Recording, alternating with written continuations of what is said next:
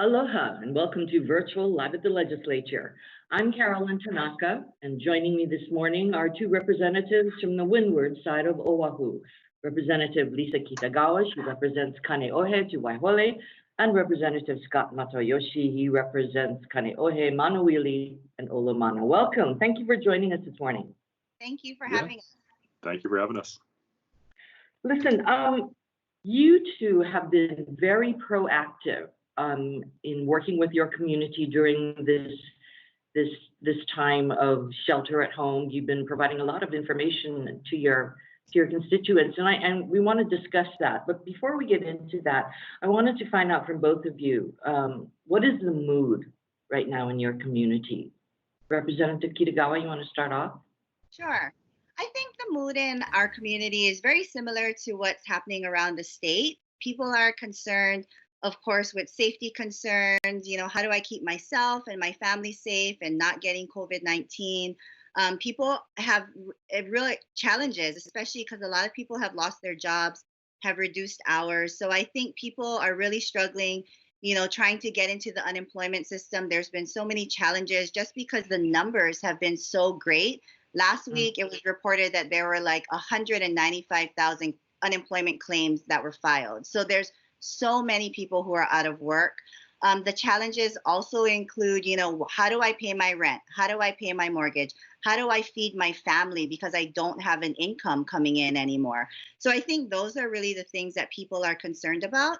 But, I really want to highlight that within our Windward community, Scott and I have both seen just how the community has come together. And there are so many businesses and nonprofits, in addition to the city and the state, as well as community members who have really stepped up to provide for our community. So within just our 96744 area, we have 5 schools providing free breakfast and lunches to kids. We have Key Project out in Kahalu'u that is providing free lunch to anyone who is in need. We have numerous food bank distribution sites, whether it's the larger ones or through smaller churches that are doing it. So really, we've seen our community step up to meet the needs of the people here. And I think that's really great. It just really shows the strength of the districts that we represent. Well, I lived in Kaneohe for 20 years, and I know that community is fantastic. Representative Matayoshi, but you guys have been doing a lot of things to help your constituents, at least providing them with information. So tell us a little bit about what you've been doing. Yeah, well, one of the first things we did when this pandemic really struck was we created a website called the Windward Menu to try to help out the local restaurants. So a lot of the local restaurants have been having different hours, different specials, different carry-out, takeout options, and we wanted to make sure that everyone had all that information readily accessible so that when they did choose to eat out, they could just make the call and know that that restaurant is still open, still doing business, still has whatever menu they're running enacted. So if anyone is on the Windward side and would like to eat out, please visit our website, windwardmenu.com. It's got a lot of the latest information on there. That website actually morphed maybe about a couple of weeks ago. And we started posting not only restaurant information, but informational resources that Representative Kitagawa has taken the lead in creating. So we have a lot of informational pamphlets, a lot of informational flyers on there breaking down anything from the federal relief package to which schools are still doing school lunch and how to get that food security relief. So that website's really evolved. I think that's a great resource for our community, and I really encourage people to use it. A couple other things we've been doing are town halls. The Windward legislative team has been working very hard to put together a virtual town halls for small businesses or businesses in our communities, Windward businesses, and also Windward nonprofits. So we just ran that last week. It was very successful. We had a bunch of businesses and nonprofits participate, and that was more focused on how to get federal relief, how to apply for those packages. We're having another one on Thursday that's more of a general open to the public town hall. We're going to be focusing on public health, tips on how to keep your family safe, especially in multi-generational households. Lieutenant Governor Josh Green is going to be here or be there to talk about the current situation. And we're also going to have Kathleen Rhodes Merriman, who lives right down the street from me, talking about mental health in this time of crisis. So that's going to be happening at 7 p.m. on Thursday, virtual town hall. So we're going to be posting the links on social media, and we'll all be emailing them out. So if you'd like to participate, we encourage you to click on that link a little before 7 a.m. or I'm sorry, 7 p.m. on Thursday and join us. And we will be taking questions after the speakers speak for about half an hour, 45 minutes, however long we can, as many questions as we can. And you can submit those via Zoom or by Facebook. So we really encourage everyone to participate and get their questions answered. Have you been getting, Representative Kitagawa, have you been getting very many calls, constituent calls, people asking for information, for help? Yeah, we've been getting, emails and some phone calls as well, but people are asking, those common concerns that I had shared about in the beginning. Those are, Right. things that people are most concerned about. So that's why we've kind of, expanded the website to make sure that we're providing as much information to our community as possible. Now, what is your office has taken the lead on putting together some informational flyers, you were saying? Did I get that Yes, correct? so together those informational flyers that Representative Matayoshi talked about. I just want to also highlight another thing that's on the website. We have a part that's supporting local agriculture on the website. And something that we are actually doing right now is we are working to partner with the Hawaii Farm Bureau. We're trying to do something similar to the farm to car program, sorry, that they're doing at the Blaisdell. So we're trying to do one Right. here on the windward side. It's going to be a little bit different. We're looking at doing produce boxes instead of giving people the option of choosing all different kinds of produce. And we're hoping to bring that maybe towards the end of next week or the following week if possible. What we're going to be doing is really trying to provide a service for our community, but also to support our local agriculture industry because we want to really make sure that they can survive all of the challenges with COVID-19. And Representative Matayoshi, I think you had something you're getting some hand sanitizers together.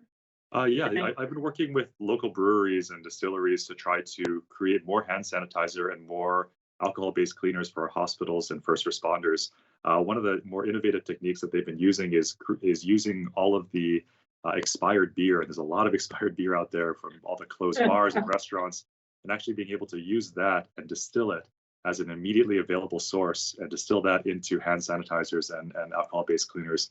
But we're working with the governor's office on suspending certain rules that are going to make that possible on a larger scale.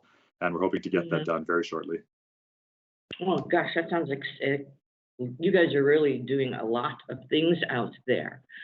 I wanted to take the last couple of minutes to talk a little bit about what Hawaii will look like in a post-COVID world. You are both freshman lawmakers. You are both in your 30s. This is your future.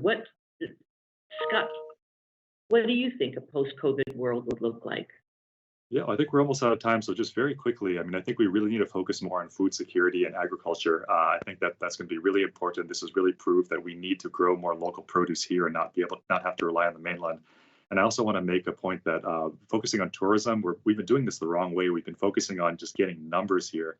And we've shown that in a post-COVID world, getting more and more people here or convincing more and more people to load up into a flying metal tube with recycled air is not the way to go. So we've got to diversify our economy for sure. And you, Representative Kitagawa, what do you think? You've got young children. What do you think a post-COVID world would look like? Well, I think the things that Rep Matayoshi, are important, diversifying our economy, but also looking at our education system. I think what this situation is really going to show us is that kids are really resilient. I mean, they're now at home doing education at home. They're learning how to adapt. They're learning how to be resilient to new changes. And I think this generation that's going to be coming up is going to be really different because they're going to have experienced different things that previous generations didn't. And so, there's real positivity in that. And I think this is also really encouraging people to spend more time with your families. Now that we're all home, it's really strengthening, I think, relationships with spouses and kids and just changing those dynamics. So there are some positives that we can see out of this, and it gives us an opportunity to restart. Well, it will definitely, when we come out of our homes, it will definitely be a different kind of world. Thank you, the two of you, for joining us, and thank you for all the good work that you're doing for the people on the windward side. Until we see, Happy to do it. until we see you, thank you guys. Thanks for joining us. And thank you to everybody who's been watching us virtually. We will see you next week. Aloha.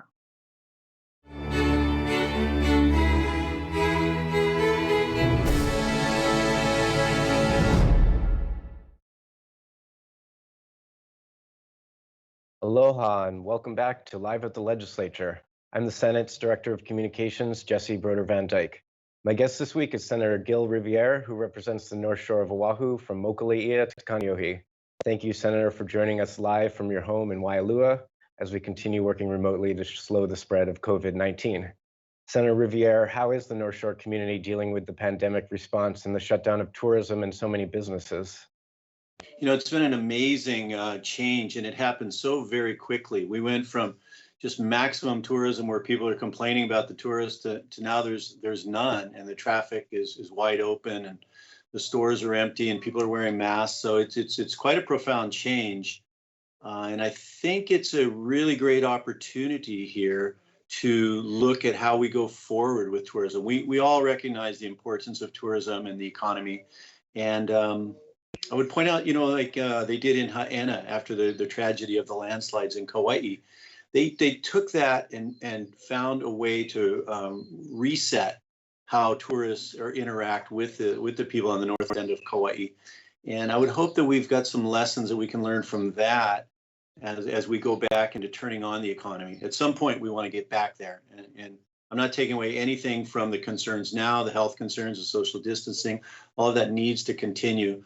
But I don't think it's too early to start thinking about how we want to re-energize the economy going forward. So it's good. It's calm. There's some people with concern, and if I could just prattle on a little bit longer, you know, there was a lot of people coming out to the beaches. We've got a lot of great beaches in this district, and a lot of people are trying to get away, thinking that they're probably safe and calm and going to the beaches.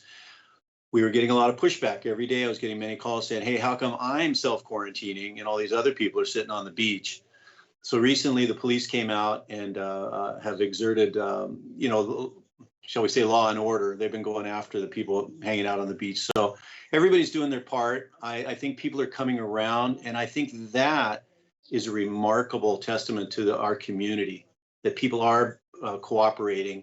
And for the most part, I think the social distancing thing is working out really well for the health concerns. That's great. And you've been speaking out for a number of years about the impact of over-tourism on the North Shore and Windward Coast, especially since there's just one lane of traffic in each direction. So what is it like up there right now with no tourists? Well, the roads are clear for people are enjoying the ability to move around as we did just a few years ago before the roads got all clogged up. We've got so many unique concerns in our district, from the roads falling into the sea on the windward side, to the traffic at Laniakea, to the windmill concerns, the towering over the folks at Kahuku, and the airfield out at Dillingham. So we never have a dull day out here on projects that we're working on. And how do you think in general, how do you think the state has been handling the pandemic response, and what could they be doing better right now? You know, it's easy to criticize what other people are doing. I think if you've ever had an opportunity to go on vacation and somebody looks after your work, you come home and you find out all the mistakes that you made. You say, wow, I didn't make, how? But it's very easy to be critical of other people's decision making. And there's a lot of mistakes that have been made, but there's been a lot of good action too. I think the stay-at-home issue has worked for now. And I think that we are, again, without getting ahead of ourselves, the numbers of confirmed cases has appeared to be dropping lately. So I'm really optimistic. I'm ever the optimist. I think we can start to move forward. Some of the problems that we've had, the greatest problem is the unemployment issue. And this is really sad. And I think this points, unfortunately, to the bureaucracy of the state of Hawaii. I mean, it was obvious that we were going to have lots of unemployment people, and a lot of people stepped up to volunteer, but they haven't yet been programmed in to support the unemployment checks. We've got to get those checks going. There's really no excuse for that. The testing is Mhm. lagged, but we're doing well. I think we're doing much better with the testing. And I'm very hopeful that the serological testing will come along where we can test people's antibodies and find out if they've been exposed and are generally healthy, one would hope. So those are going to be critical as we go forward, as we start easing the restrictions. We need the rapid testing, the serological testing, and the unemployment. Boy, people are standing up. We got to get those checks out. There's no more excuses for that. Yeah, I know you and all the other senators have been hearing from a lot of constituents have been having trouble getting through to that unemployment system. Once we do have those antibody tests, we're going to need to start rebuilding our economy, and that might be an equally difficult challenge. What do you think we're going to need to do once we start turning the economy back on? Well, I think the obvious step is that we open up our local economy as soon as it's practical and proper to do. But we've got to start easing the the restrictions to allow local economy, and I hope that gives us a pause to better control how visitors move around. You know, Disneyland's a great example because they process whatever it is, 15 or 20 million tourists a year. We get 10 million and we're overloaded, and it's part of it is systemic. We're not managing them. We're not providing the resources. We don't have the facilities. So it's kind of willy-nilly, and that is coming back to hurt us. It's just putting stress on our community. So now's the time. We've got to start figuring out what will our future look like. And again, I cite the North Kauai example where they took that tragedy of the roads and turned it into a really good outcome for the people of Haena. Changing subjects a little bit, you've been fighting to keep the state from closing Dillingham Airfield. What's the latest on that? Thank you. We were all caught stunned a couple months ago when the department decided to shut the airfield with no recourse. Just they were going to shut it down June 30th. Everybody's going to be out of business. All the people, their careers, their livelihoods are going to be just decimated. And I think that's a fair way to state it. There's some issues at the airfield which I believe can be resolved. We have been working closely, me and the other area legislators have been working closely with the stakeholders and approaching the Department of Transportation. And I'm happy to say that in this tragic time of COVID and such, that the department has taken the right step and is allowing a 1-year pause on the closure of the field. So that 1 year is critical because it's going to allow us to work with the stakeholders, the Department of Transportation, and hopefully we're going to find an airport operator that can come in and manage the airfield and do it better. The place has been neglected for decades. It needs better improvement, and it can be there. I'm really looking forward to the future of Dillingham now that we got this chance to save it and make it better. Thank you. We're almost out of time. What have you and your family been doing to stay safe and healthy while we've been sheltering in place? Thank you. I saw you on a trail the other day. We were out taking advantage of a trail. I went out with my son who's back from college. My wife is exercising. My daughter's out hiking on a trail right now. I go surfing every day. So we're staying healthy. We're spending a lot of good family time together. I think that has been one of the blessings of this. If you love your family, this is a great opportunity to be with them. And to everybody that's out there, you know, stay safe. Love your families, love the ones you got. And if you live alone, then hey, enjoy that solitude and connect with your friends through Zoom and everything else. So God bless everybody. We'll get through this, and I think the world will be a better place once we resolve these problems. Yes, thank you, Senator. Yeah, it was great running into you and your son at the top of the Kealia Trail. The Na'alahele trails are still open, surfing still allowed, so there's still some ways to stay safe and healthy. Thank you so much for joining us, and we'll be back on Live at the Legislature next week. Thank you very much. Aloha. And my pleasure. Aloha.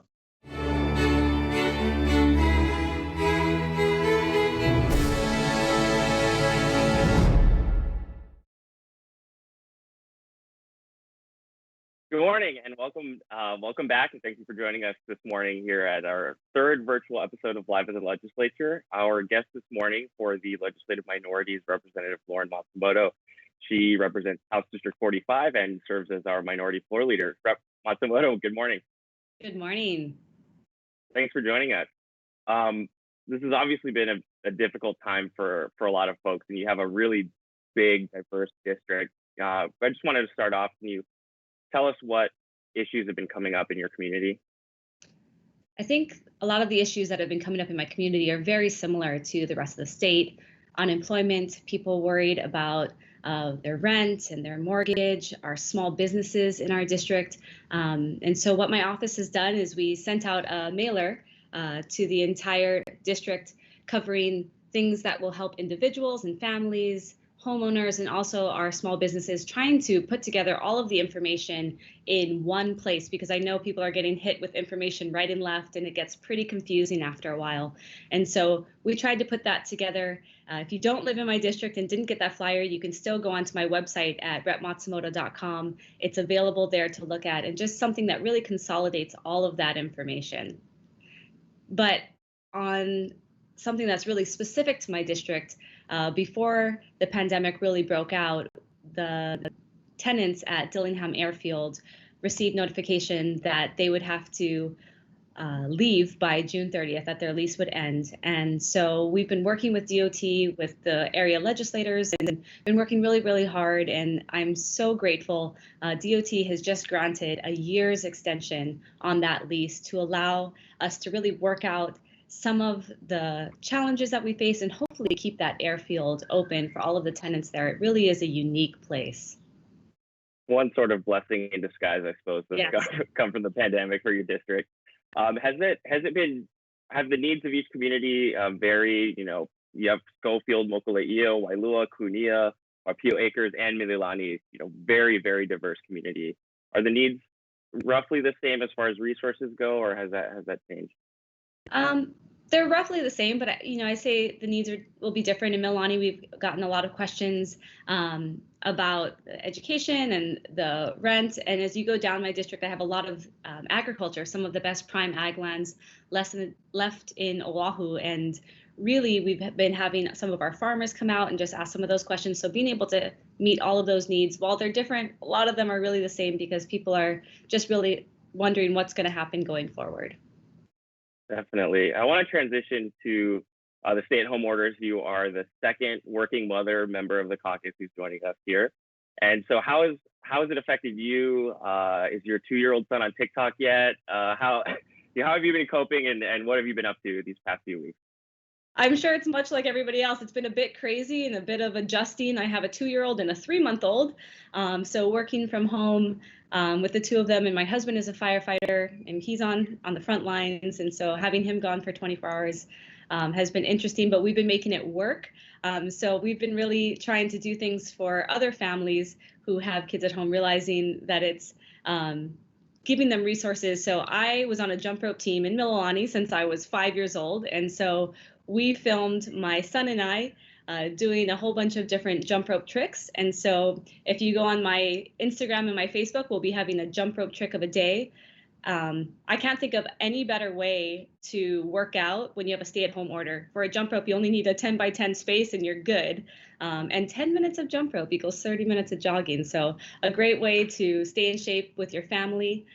Something else that we've done, I've actually been working on a Hawaii state government activity book for the last 6 years of being in the legislature, and really kind of putting it all together. And so what we've done is it's just finished. And so I don't want to say perfect timing because that sounds horrible, but it really is coming out right when families are stuck at home looking for things for their kids to do. And so one of the residents of North Shore turned me into a cartoon. I have 3 of my friends who teach kids about the legislative process. And so that's also going to be available online at my website, repmatsumoto.com. And you said that activity book took 6 years? It took 6 years. So there's been lots of different versions of the activity book. And this is the final version that I was looking for and hoping for. And so it's a 28-page activity book to teach kids about the legislative process. Wow. Yeah. So it's definitely one of those things that I think a lot of people have done, is finishing things that they've always wanted to take the time to do. And, you know, I'm getting into different hobbies as well. So that's awesome to hear. I want to transition to another great thing that you've been doing in your district. It's the hashtag Malama Masks project. got mine right here. Can you tell us a little bit about what you've been doing? You had an instructional video on your website. You can Yeah, go a little so into that. this all started about a month ago, and my family owns Peterson Upland Farm in Wahiawa. And I realized my mother was seeing hundreds of people a day. People were lining up in order to get eggs from the farm, and realizing how many people she was interacting with. And with my husband being a first responder, I knew I didn't want to take any N95s off the market for our medical workers or our first responders, and realized there was a great need for fabric masks. And so really started with wanting to take care of my mom, but then I thought about all of the grocery stores, the pharmacies, Costco, all of these places that are considered essential that didn't have any protection and or protection for their customers through wearing the masks. And so my husband's company family owns Hawaii Mercantile, and they so generously donated fabric and elastic in order to make, for this first round, they made 2,000, cut out 2,000 masks. And what we did is people could go to the farm and pick up these kits that we put together, and then they sewed these masks for our essential workers. And it's been so great just to see the community come together. I've had 3 of my former teachers come out and help sew. It really has been a community effort. And so we've been able to give these masks to many of our local restaurants that I've also been highlighting on my Instagram. We've been giving it to Long's, to Safeway, Oahu Transit Services with the bus, Costco. And so being able to protect those in our community. And then once the CDC came out in early April with their Masks for All initiative, and everybody should be wearing masks, the need just skyrocketed. And so just last week, my husband cut another 5,000 masks to be sewn. And so really the need has gone up, but because it's been so difficult to get the masks back in the timely manner to meet the demand of what people need, we've had professional sewers sew these 5,000 masks. And we've had a lot of people also asking who aren't essential workers. They were wanting masks also, because now you can't go into Foodland without a mask on. So people needing these masks. So starting on Saturday, people can go to Peterson Upland Farm and they can buy a mask for $5. And when they buy 1 mask, we'll be donating 3 masks to essential workers. So neither my husband's company or my family is making any profit off of this, but something to provide masks for the entire community. That's excellent. Rep Matsumoto, we've got about 30 seconds left. How can folks get in touch with you while we're still staying at home? The best way is, 1, check through my website, repmatsumoto.com, but please feel free to email us anytime, repmatsumoto@capital.hawaii.gov, and we will get back to you. It's very important that we all stay connected during this time. Absolutely. Rep Matsumoto, thank you for joining us this morning. Thank you. And again, thank you to the Olelo staff for setting us up virtually. We will see you all next week online. Aloha.